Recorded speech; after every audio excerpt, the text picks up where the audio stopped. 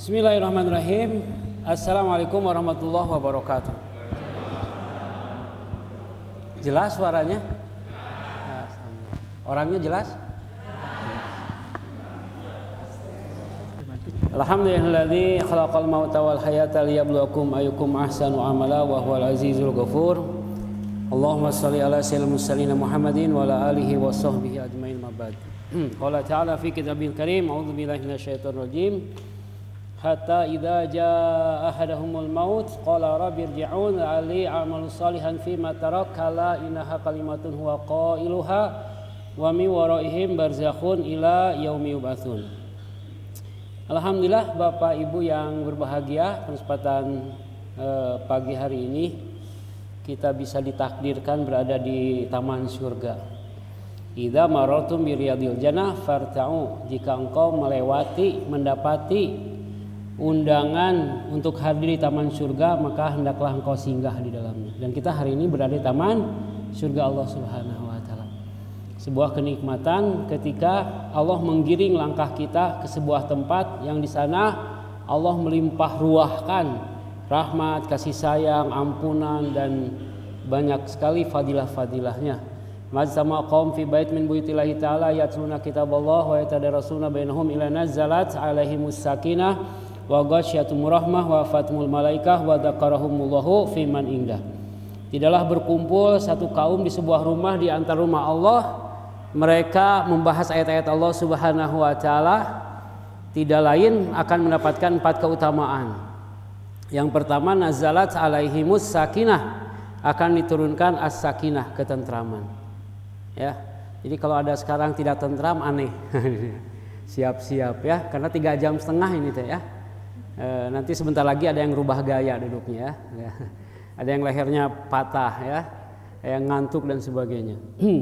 Yang kedua, wa ghasyiatumur rahmah, akan diliputi oleh rahmat Allah Subhanahu wa taala. Wa hafathumul malaikah, akan dinaungi oleh ribuan malaikat.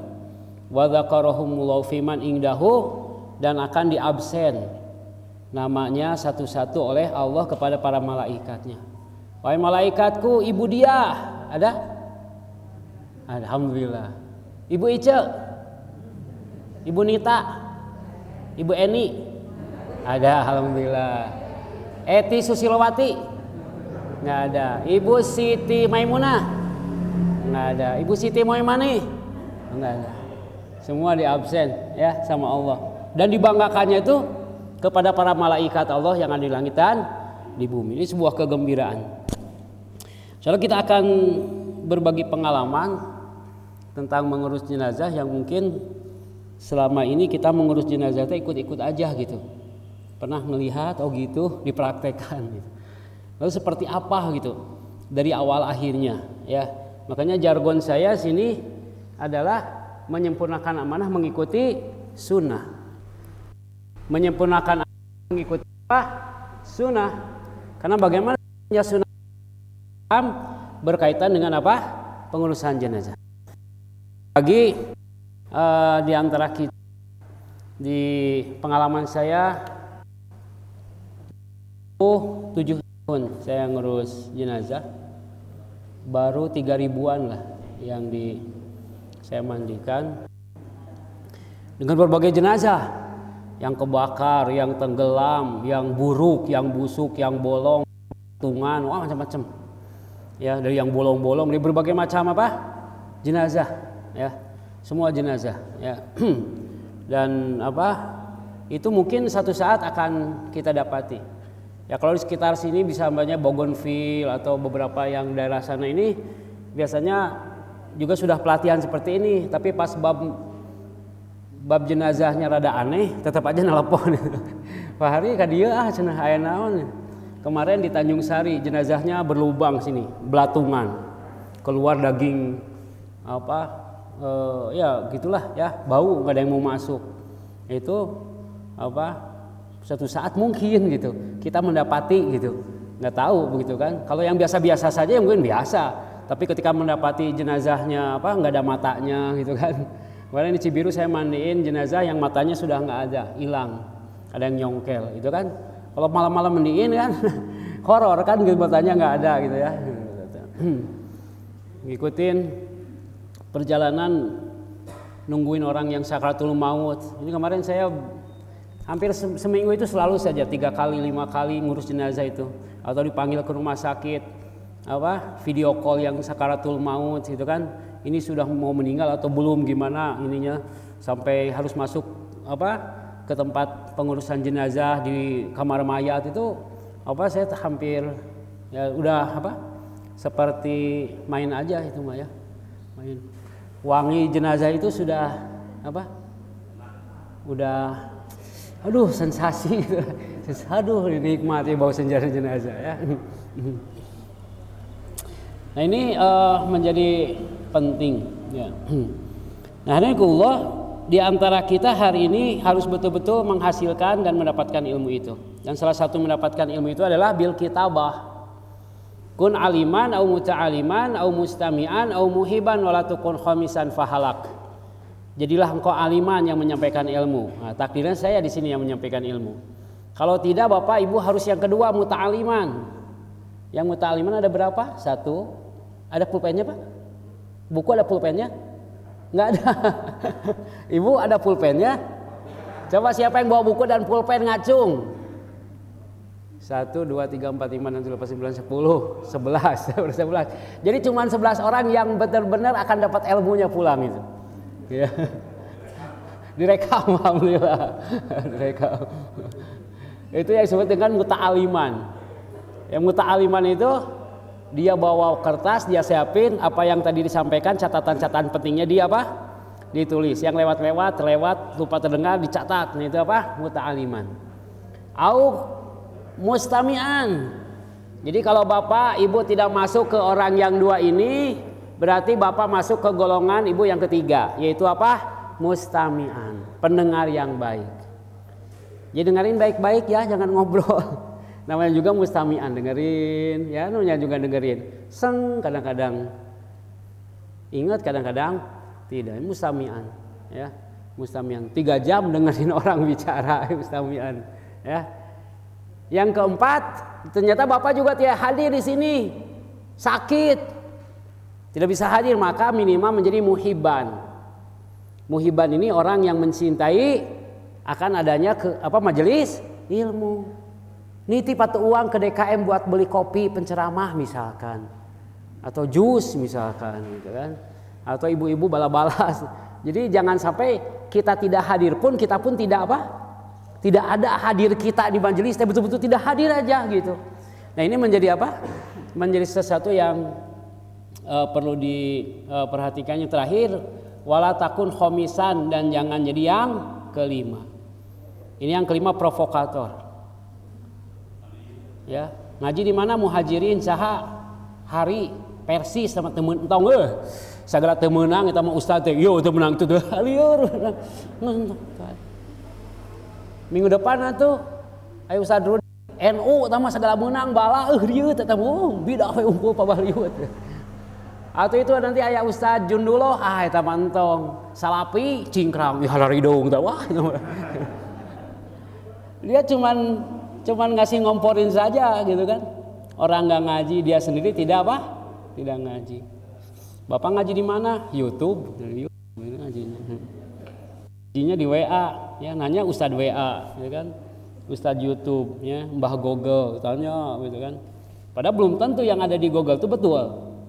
Belum tentu yang disampaikan itu benar sesuai dengan tuntunan sunnah Nabi Shallallahu Alaihi Wasallam.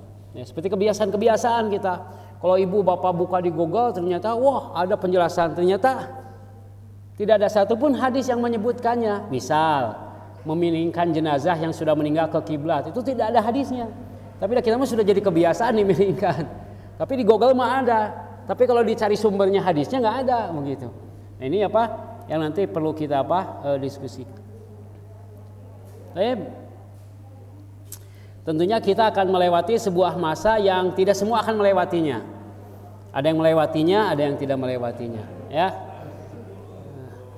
Yang 70 mana 70?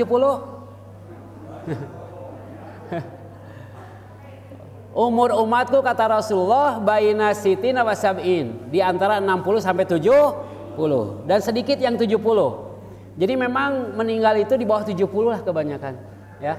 Kalau minggu ini yang tren meninggal sekitar 50-an lah, 50, 40 itu banyak, ya. Jadi masa yang akan kita lewati itu apa? Tidak tahu di mana. Kemarin tetangga saya baru saja meninggal dalam keadaan ketawa ketiwi, usianya baru 36 tahun. Lagi asik ngobrol-ngobrol semalaman, tiba-tiba datang malakul maut menyambar ruhnya. Tidak siap, ya. Tidak siap menyambut malakul maut. Ya, kita ini harus mempersiapkan apa? Diri kita agar siap menerima kedatangan siapa? Malakul maut. Ketika malakul maut datang kepada kita, kita sudah apa? Siap. Mangga malaikat bade ayeuna. Ya. Hatta idza jaa ahadumul maut qala rabbi irji'un la'ali amalu shalihan fi ma tarak. Ya, ketika salah satu kalian didatangi kematian, maka kita berkata qala rabbi irji'un, ya Allah balikin aku ke dunia. La'ali amalu shalihan fi ma tarak. Aku akan beramal amal yang dulu aku tinggalkan di dunia. Mengerikan sekali, ya. Ada orang sedang mancing meninggal, ada yang sedang goes meninggal, ada yang sholat meninggal. Kemarin di sini di Arca Manik di perumahan Pasopati itu ada ustadz kampung sana meninggal dalam keadaan sedang mimpin sholat di rakaat kedua sholat Jumat. Ya, dia sedang mimpin sholat, sedang sholat di rakaat kedua di sholat Jumat meninggal, ya kan? Indah meninggalnya itu, ya. Tidak di tempat mancing, ya kan? Tidak di tempat ketika kita lalai, tapi di tempat yang Masya Allah, ya, baik, ya. Bapak mau meninggal yang baik di sini, Bu? Di masjid mau? Nanti sekarang? Belum siap juga ternyata, ya. Hakikat kita, hidup kita, wa ma khalaqtul jinna wal insa illa liya'budun. Tidaklah aku ciptakan jin dan manusia melainkan supaya beribadah. Ini menjadi satu ingatan bagi kita bahwa tidak ada satupun sisi kehidupan kita kecuali semuanya apa? Didedikasikan value akhirat, ya. Mendapatkan nilai-nilai apa? Kebaikan di akhirat nanti. Ya, usaha kita, sekolah kita, bekerja kita, apapun ya yang kita lakukan harus dalam ruang-ruang apa? Ibadah kepada Allah Subhanahu wa taala. Ini peta hidup kita hadirin. Dimulai dulu di alam roh kita. Wa idza khadha rabbuka min bani adam min dzurriyyahim dzurriyyatan wa asyhadahum ala anfusihim alastu bi rabbikum qalu bala syahidna an taqulu yaumal qiyamati inna kunna hadza ghafilin. Dulu kita pernah bersaksi di depan Allah Subhanahu, menyaksikan Allah sebagai Rabb kita. Ya, dulu sama-sama di alam ruh. Bisa jadi kita dulu bergandengan, berdampingan, tapi ketemunya di sini, ya, di Masjid Al-Muhajirin ini, ya. Sampai akhirnya di alam rahim, ya. Sampai akhirnya kita lahir di alam dunia ini, ya, dilahirkan, dititipkan kepada ibu Enok, abah Engkos, ya, dan semuanya itu bagian dari qada Allah Subhanahu wa taala yang terbaik, ya, yang masing-masing tidak bisa memilih di mana ruh kita dititipkan oleh Allah Subhanahu wa taala, ya, sampai akhirnya masuk ke sebuah alam yang sangat berat. Wa min waraihim barzakhun ila yaumi yub'atsun, sampai alam apa? Barzah. Alam barzah yang kita tidak tahu seperti apa, ya kan? Ruh-ruh kita berada di sana. Tidak ada ruh jalan-jalan, ya kan? Kalau selama ini ada ruh jalan-jalan. Dipanggil ku incu cenah, ya. Padahal sedang di alam apa? Barzah. Tidak tahu sedang disiksa oleh malaikat atau sedang menikmati apa? Nikmat kubur. Tiba-tiba ada ruh jalan apa? Jalan. Malaikat maaf ya cenah incuin marangil ya kumahanya keluar dulu gitu kan. Dia datang kepada kita. Itu namanya apa? Jin korin. Jin korin. Jin yang ada di pundak kiri kita yang ikutin kemanapun kita. Dia bisa nirukan suara kita, hafal apa yang dilakukan, apa yang terjadi, tahun sekian terjadi anu dan sebagainya, macam-macam. Itu namanya apa? Jin korin. Itu biasanya ya dia niru-niru kalau sudah apa? Si jasadnya mati, tapi si jinnya masih apa? Masih ada, masih ada. Sampai nanti akhirnya Alam barzah itu ceritanya nanti. Ya sangat luar biasa lah. Kisah perjalanan pertama rihlatun ila daril akhirah. Perjalanan pertama kita menuju akhirat itu di alam barzah. Seperti apa itu ngerinya alam barzah itu. Sampai akhirnya kita ke alam mahsyar, hari kebangkitan. Kita dibangkitkan dalam keadaan telanjang semuanya. Tidak ada yang berbaju, tidak ada yang bersendal. Semuanya telanjang. Sampai Aisyah malu mengatakan, ya Rasul, enggak pakai baju? Enggak. Aduh kumaha tuh? Jadi acup? Enggak. Kumaha kebayang gitu. Kata Rasulullah, jangankan engkau memikirkan orang lain, bahwa bahkan dirimu sendiri tidak sadar bahwa kalian bertelanjang. Sampai kita sendiri tidak sadar bahwa diri kita telanjang. Yauma yafirul mar'u min akhihi wa ummihi wa abi wa sahibatihi wa banihi likulli imri'in minhum yauma idin sya'nu yughni. Saat itu setiap kita sibuk ya mencari di mana aku berbaris, di mana Rasul, di mana barisan umat Islam, di mana orang-orang mukmin, di mana saudaraku, di mana macam-macam sahabat saya yang dulu dibela, istri yang dicintai, suami yang dibanggakan, semuanya sibuk dengan urusannya masing-masing. Nah, ini menjadi ingatan buat kita, jangan sampai perjalanan hidup ini menjadi sesuatu yang mengerikan, harus sesuatu yang indah. Baik, ini dalil-dalilnya ya.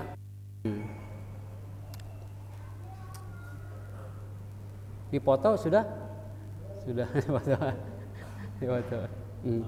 Sekarang mau ada foto, dipoto materinya ya satu-satu. Baik. Wala nabluwannakum bi syai'in minal khaufi wal ju' wa naqsin minal amwal wal anfusi wath thamarat wa basyiris sabirin. Kemudian Allah menguji kita dengan sesuatu yang sedikit, yaitu sakit. Ya, sakit, tapi ujian sakit itu sedikit. Ya, sedikit, dan bisa jadi yang sedikit itu sangat berat dirasa. Ya, ada komplikasi, ya kan? Komplikasi rorombeheun, atel, apalagi sakit gigi, bintitan. Allah itu ngujinya visual. Allah ngujinya kita dengan sedikit saja, meskipun dirasakan itu menjadi sesuatu yang berat kadang-kadang oleh kita ya. Setiap hari saya ke rumah sakit ngantar istri saya biopsi tulang sumsum. Wah, banyak yang sakit, masya Allah ya. Rasa nikmat sehat kita hari ini harus kita syukuri, jadi taat gitu kan. Kalau sudah di rumah sakit ngeri sekali ya. Yang di kursi roda, yang terbaring di rumah sakit, yang dioperasi, yang enggak macam-macam. Ini ujian-ujian yang akan ditimpakan dan menimpa, bisa jadi menimpa kita semua ya. Maka wa basyiris sabirin, berilah kabar gembira bagi orang-orang yang bersabar. Kenapa bersabar hadirin? Karena sakit itu adalah kabar gembira. Jadi sakit itu adalah kabar gembira.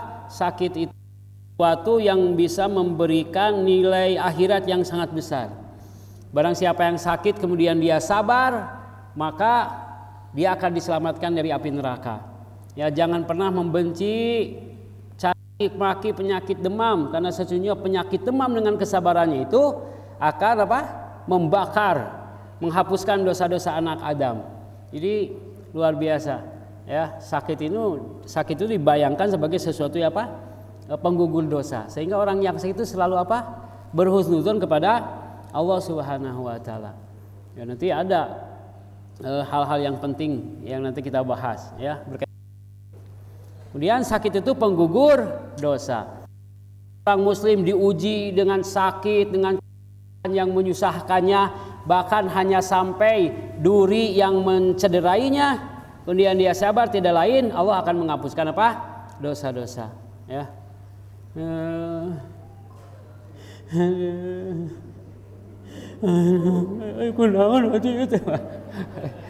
Kumarurung begitu ya. Udah sabar aja, diamlah gitu kan. Itu. Lagi kalau dengar-dengar istri saya itu sama dokter di Hermina dikatakan ibu kena CML. Apa dok CML?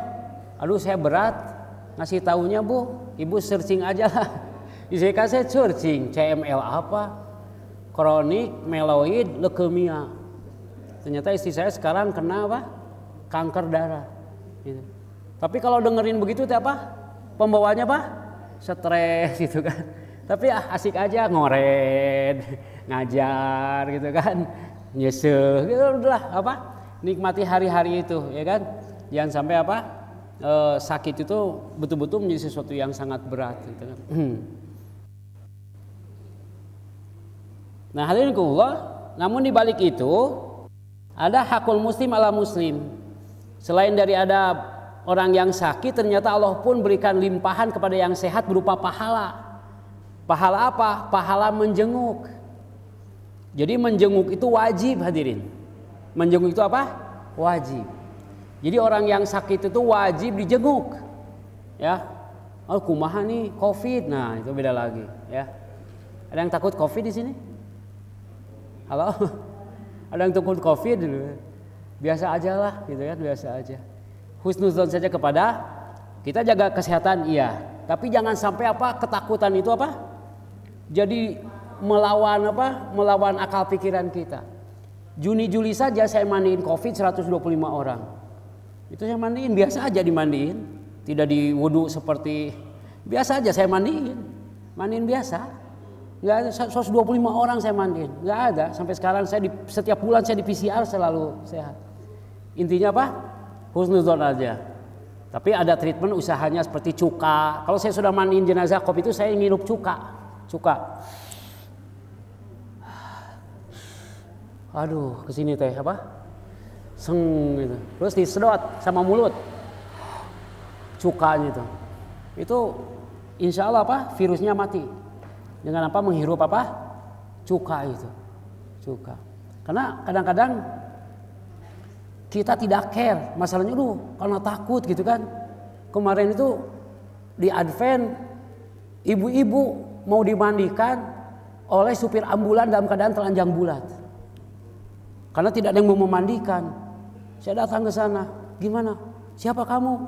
Saya supir ambulan, Pak, mau apa? Mandiin ibu-ibu ini, Mas. Kamu muslim bukan? Muslim. Tanya, keluar kalian, keluar. Saya suruh keluar. Panggil suaminya. Pak, bapaknya harusnya bapak yang mandiin. Gitu ya. Jangan dibiarkan seperti ini. Masa suami istri bapak dalam keadaan telanjang bulat dimandikan kalau supir ambulan. Dan itu teh hampir kejadian itu bukan 1-2, Pak. Hampir setiap rumah sakit terjadi seperti itu. Mungkin kita tidak tahu saja gitu.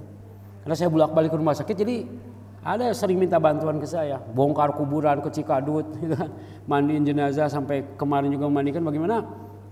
Hal-hal ini perlu diketahui, jangan sampai antara akal dengan kenyataannya ini. Contoh gini, di Hermina orang meninggal Covid, langsung dibungkus sama spray, gak dimandiin loh.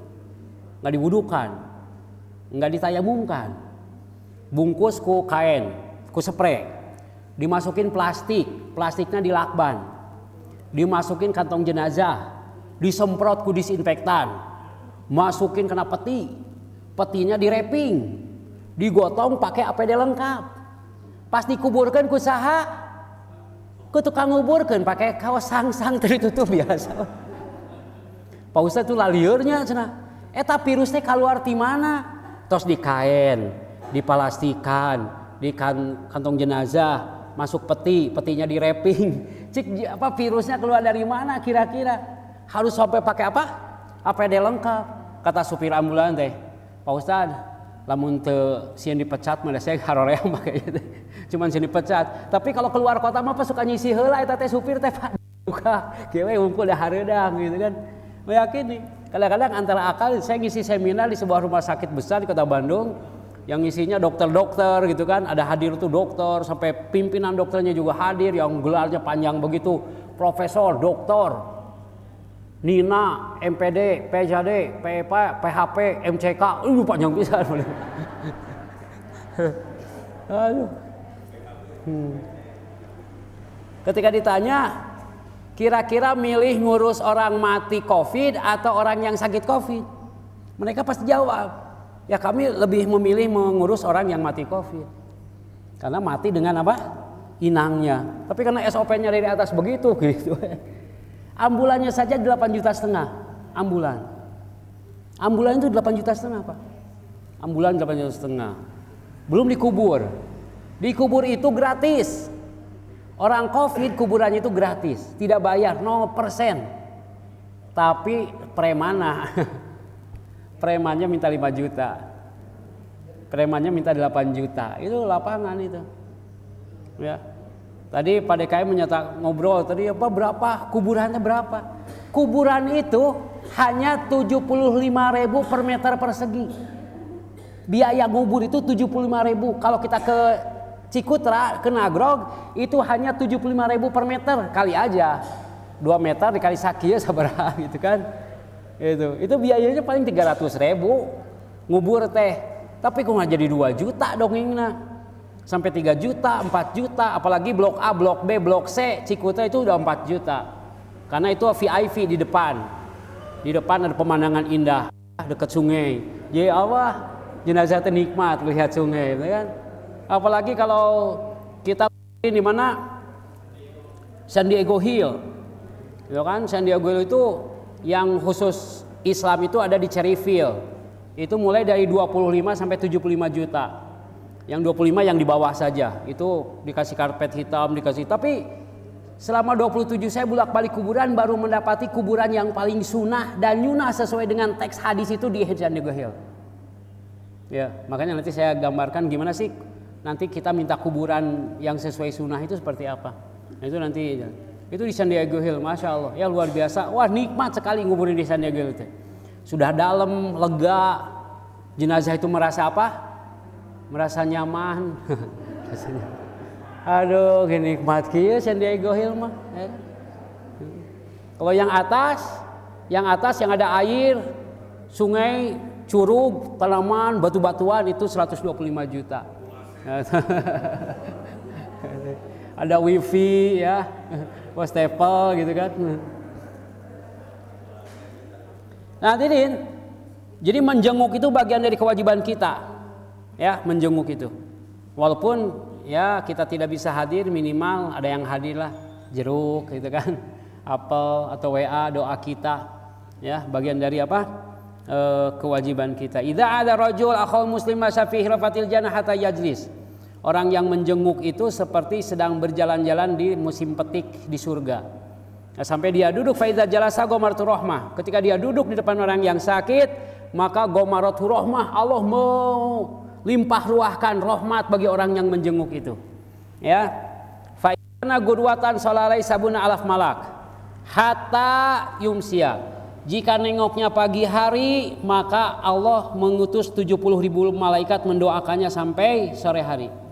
Dan barang siapa yang nengoknya sore hari, maka Allah akan mengutus 70.000 malaikat mendoakannya sampai pagi hari. Masya Allah, ini menjenguk. Ya. Tapi menjenguk itu apa? Ada adab-adabnya, ya, ikhlas. Ya, tidak berharap apapun, apalagi yang yang sakitnya pimpinan, pingin kapunten gitu ya, hadir bawa jeruk dan sebagainya, bawa kue-kuehan gitu kan. Tapi kalau orang yang sakitnya orang biasa-biasa saja, dalam kaidah fikih yang disebut dengan menjenguk itu adalah namanya iyadatul marid. Asal kata ada di ada yaudu iyadah, bolak-balik. Jadi menengok orang sakit itu sunahnya itu bolak-balik, Pak. Rasul teh bolak-balik ke rumah tetangganya yang sakit teh. Gimana, sehat? Acan. Nah, didoakan sing sehat ya. Balik lagi, kumaha? Masih. Datang lagi, kumaha? Maut. Halo, maut ya sudah. Sampai pasti itu sehatnya itu disebutkan iyadatul marid. Ya. Kemudian ini yang bisa dipoto doanya. Ini doa yang banyak. Setiap saya ngisi pelatihan ini sudah lebih dari 400 masjid saya ngisi pelatihan. Dan tidak ada pun ternyata satu pun yang hafal doa ketika menjenguk. Jadi ketika datang menjenguk itu, Pak, kita itu berdoa dengan doa ini. Alhamdulillahilladzi kemana itu? Pareum hadirin. Ya. Alhamdulillahilladzi afani mimma abtalaka bihi fa faddalani ala katsirin mimma khalaqa tafdila. Ada? Asik.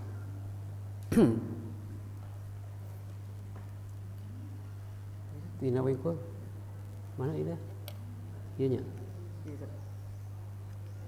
Yang ini. Nah ini. Alhamdulillahilladzi afani mimma abtalaka bihi wa fadlani ala katsirin mimman khalaqa tafdila ufiya min dzalikal bala kainan. Kalau kita datang ke tempat orang yang sakit, sebelum masuk ke kamar teh berdoa dulu. Doanya ini. Alhamdulillah diafani mimma talaqa bi fadlillah kasimillah wa tafil amin. Barang siapa yang berdoa dengan doa itu kata Rasul, maka dia dibebaskan dari sakit atau malapetaka yang ditimpa kepada yang sakit itu. Gitu. Kita nengok yang COVID, doa ini. Selamat insya Allah. Tapi ini pakai apa? Masker. Pulangnya pakai cuka. Nah, gitu selamat, ya selamat, ya. Nggak usah takut, ya nggak usah takut. Jangan berlebihan maksudnya. Tetap berjaga diri tapi jangan berlebihan. Jadi jangan ada timbul rasa ketakutan yang berlebihan gitu ya. Ya, doa ini adalah doa yang dibacakan, ya. Ini sampai sini, ya. Ini segala puji bagi Allah yang telah menyelamatkan kami dari apa yang ditimpakan kepadamu. Nah ini jangan sampai ini doa dikeraskan di depan ustadz yang pintar bahasa Arab. Itu nanti doakan itu segala puji bagi Allah yang telah menyelamatkan kami dari apa yang ditimpakan kepadamu. Jangan ya. Ini nanti saya sakit hati ya di luar. Masuk, duduk, doakan. Sunnahnya itu duduk di samping kepala, doakan. Nah, ini doakan mana yang sakit. Ini nih dada, oh dada. Bismillah, bismillah, bismillah. Assalamualaikum robbal asil azim ayyasfiyaka. Assalamualaikum robbal asil azim ayyasfiyaka. Assalamualaikum robbal asil ayyasfiyaka sampai diusap. Itu kan sing sembuh. Insyaallah. La basa tahurun insyaallah. Sing sabar, sing sabar. Assalamualaikum. Jangan banyak bertanya yang tidak perlu. Tirah aja kamari. Kumaha dokter? Mun ieu kieu. Tos mama obat? Teu acan. Irha uih duka. Bring RT 3. Kumaha aja? Tirah aja kamari. Kumaha dokter? Duka. Tiasa uih teu acan. Kan? Nanti mah keluarganya ngeprint. Keluarga teh ngeprint. Masuk kemarin kata dokter sakit ke ini belum bisa pulang, obat sudah ditempel. Jadi orang yang datang dia langsung oh pulang. Ya, nggak usah banyak ngobrol. Aduh, kunaon? Nyeri pisannya di dada kiri. Alah. Persis. Engap ka dieu, engap ka dieu. Persis. Persis tetangga abinya Pak Engkos tak nyerian itu. Dua dinten teh maot saya itu. Oh. Aduh. Ya. Nah, bagaimana? Hadirin, doa-doanya banyaklah bisa di-searching ya. Doanya saya lewat ini bisa dibaca doa-doanya. Kalau tidak hafal bisa dibuka di HP gitu kan. Ini doa-doa bagi orang yang ketika sakit atau disebut dengan doa ruqyah. Apa doa? Ruqyah. Ngeruqyah. Ruqyah itu apa? Menyembuhkan sakit. Bukan untuk yang kasurupan ya. Saya juga dari tahun 96 suka ngeruqyah tapi sudah taubat sekarang. Tidak meruqyah lagi. Meskipun masih dipanggil. Kemarin juga dipanggil ke Sidoluhur. Pak Ustadz ini ada yang kasurupan jurig mahasiswa. Aduh. Nah, air. Bismillah. Ngobrol. Sembuh gitu. Ternyata nggak usah. Tetangga saya baru sholat isya ya minggu lalu. Kebetulan Pak Ustadz hari ada nih itu ada apa? Tetangga kesurupan udah tong diriung nu kasurupan mah tinggalkan. Jadi kalau ada nu kasurupan tong diriung tinggalin aja. Itu setan teh kalau dikumpulin orang kita banyak gitu maceh. Deden. Garut. Aduh riweuh. Kalau ada kesurupan tinggalin aja, bubarkan, antapkan. TB. Kemana? Kemana? Keluar ya, enggak. Jelema teh kalakah bubar keluar, sembuh lagi. Ya. Yang antara doa-doa, ya, dan menghadapi orang yang sakit itu, ya, kita butuh pengetahuan. Apalagi kalau sudah sakitnya di rumah sakit, di ICU. Sudah tekanannya sudah 54, bawa pulang aja lah. Pamitos 54, 38 eta teh tinggal nunggu naza. Padahal bisa jadi banyak keluarga kita di ICU sampai ke 0. Sebetulnya mah setengah jam teh sudah meninggal itu teh. Bisa jadi 1 jam itu sudah meninggal. Karena dipompa saja, dokter itu tahu itu udah meninggal itu dokter teh. Kan butuh tanda tangan saja di keluarganya. Ini cabut jangan. Belum nih saja belum 0. Itu belum 0. Padahal belum 0 itu bisa sampai 2 hari. Jadi kalau saturasi 3854 itu tekanannya itu bisa 2 hari kalau dipompa sama ventilator itu. Padahal sudah meninggal. Ya kan?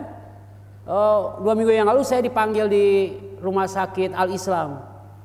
Wah, itu hebatnya Ustadz. Ustadz itu bisa masuk ICU. Keluarga mah nggak boleh. Ini siapa Ustadz? Oh masuk Ustadz masuk. Dibuka matanya, ini mah udah meninggal Pak.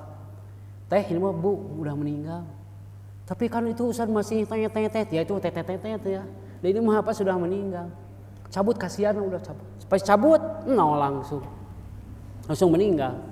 Ya. Artinya ini penting pengetahuan seperti ini. Atau keluarga kita dalam keadaan apa? Kata dokter teh kami sudah tidak sanggup, udah bawa pulang aja. Ya mending ditalkin di rumah. Ya, mending ditalkin. Sama aja sakitnya di rumah sakit sama di rumah. Di rumah gitu sakitnya di apa?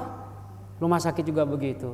Kalau pada obat ya masukin obat infus. Ya jangan sampai apa? Hak-hak adami ketika harusnya ditalkin terlewat. Gara-gara apa? Gara-gara di ICU kita nggak bisa masuk begitu kan? Kalau kelihatan sudah 54 bawa pulang. Apalagi sudah ngorok.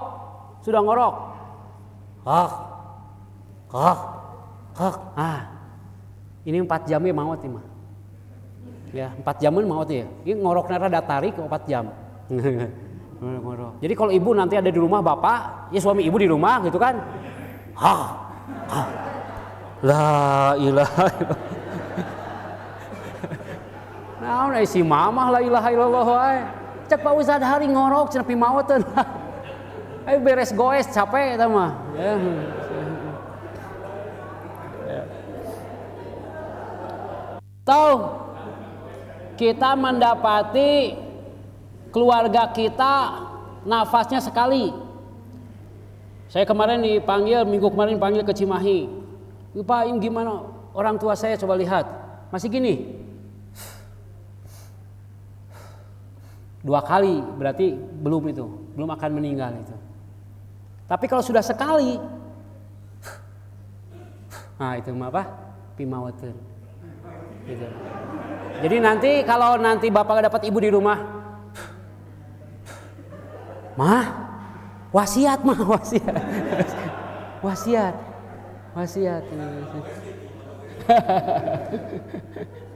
Gitu kan?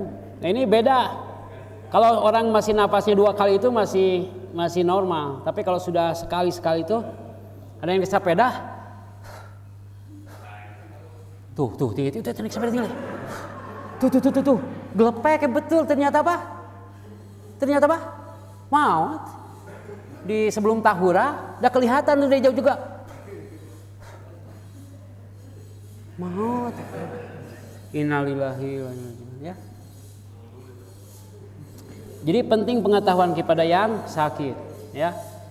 Seperti apa? Tanda-tanda kematian gitu kan. Ini sakaratul maut itu kan. Kalau kita melihat matanya, Pak, si mata itu ketika dibuka itu matanya ditutup, buka. Ketika ditutup itu mata hitamnya tidak mengecil, tidak membesar, itu berarti sudah maut itu teh. Ya. Ini matanya udah kelihatan ini udah meninggal. Oh, ini sudah meninggal. Ibu nggak percaya? Gampang. Tangannya simpan di dada. Orang yang meninggal, simpan aja tangannya di dada. Nanti tangannya gini. Ya, simpan lagi. Gini lagi. Simpan lagi. Naon atuh ieu teh? Gitu. Kakinya ke belakang. Kakinya gini nih. Kakinya gini nih. Ini belum meninggal, ya kan? Hidungnya bengkok, atau ada keringat di sini, keringat titik-titik kecil, berarti itu sedang apa? Sedang sakratul maut itu, sedang sakratul maut. Jadi kalau kita punya keluarga sakit keras tiba-tiba apa? Keringatan kecil, wah iya, Maut ya. Warisan.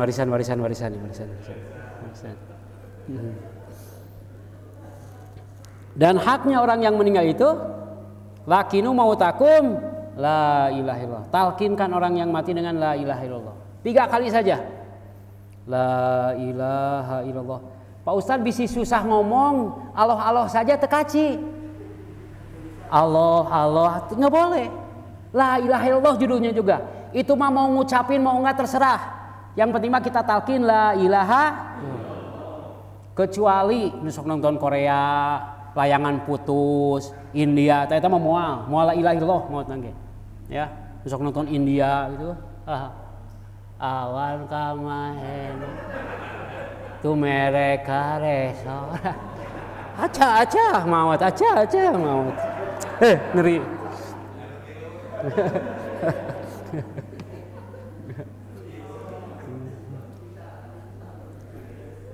Oh ini kajiannya lama lewat aja. Tapi dalam satu hadis dari Ibnu Hibban juga dari Abu Dawud, yaitu bolehnya seseorang membacakan Yasin kepada orang yang sakit keras. Iqra'u Yasin ala mautakum. Ini dalilnya. Bacakan Yasin ala mautakum kepada yang mau meninggal. Jadi membacakan Yasin teh bukan kepada yang sudah meninggal. Karena dalilnya juga Iqra'u Yasin ala mautakum. Bacakan Yasin kepada orang yang mau meninggal. Mautakum di sana dikatakan dalam tafsir hadisnya adalah al-muhtador dalam syarah hadisnya, yaitu orang yang menghadapi kematian. Asallahu ayyukhafifa inda khuruji ruhihi. Mudah-mudahan dengan dibacakan Yasin itu Allah memudahkan ruhnya keluar. Yasin wal Qur'anil Hakim innaka laminal mursalin. Tapi ngajina tahsin. Entah ngajina teh tahsin. Oh, Yasin la kana terjadi maut teh. Teh ngaji nu bener atuh.